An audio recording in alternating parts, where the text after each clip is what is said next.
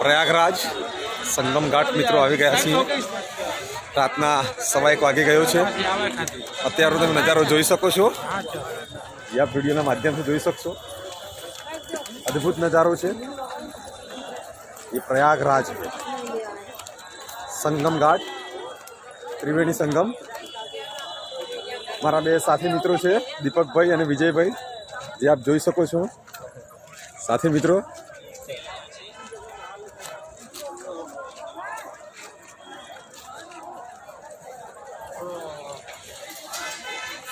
प्रयागराज है, त्रिवेणी संगम, गंगा नदी, यमुना नदी, सरस्वती मातानो त्रिवेणी संगम जे आप જોઈ શકો છો। રાતના 1 વાગી રહ્યો છે, એમ છતાં પણ સરસ મજાનો નજારો આપ જોઈ શકો છો।